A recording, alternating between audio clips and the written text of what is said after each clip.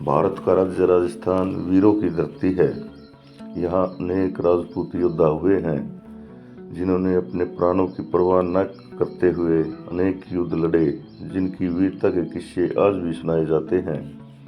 राजस्थान के झालावाड़ में एक किला है जिसे गागरोन का किला कहते हैं। यहाँ के वीर राजपूत शासकों के बारे में और किले के इतिहास के बारे में जानने को हम उत्सुक रहते हैं। गागरोन का किला एक पहाड़ी किला है और एक जल किला है, अर्थात जल दुर्ग। इस किले के 3 तरफ पानी है और एक तरफ खड़ी चट्टान है। यह किला जिस पहाड़ी पर बना है वहीं उसकी नींव है। इस किले का निर्माण राजपूत शासक बीजल देव डोड ने 12वीं शताब्दी में करवाया था। इस किले को 2013 में विश्व यूनेस्को धरोहर स्थल नामित किया गया था।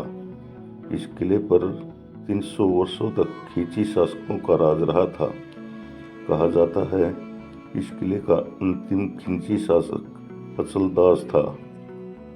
मध्यकाल में मालवा के मुस्लिम शासकों ने गागरोन किले पर आक्रमण कर दिया था। सुल्तान होशंग शाह की सेना में 30,000 घुड़सवार और 84 हाथी सवार शामिल थे। अचलदास को यह एहसास हुआ कि सुल्तान की सेना संख्या में ज़्यादा है और उनके पास उच्च श्रेणी के हथियार हैं, इसलिए उनकी हार पक्की है। फिर भी उन्होंने हथियार नहीं डाले और युद्ध करने का निश्चय लिया।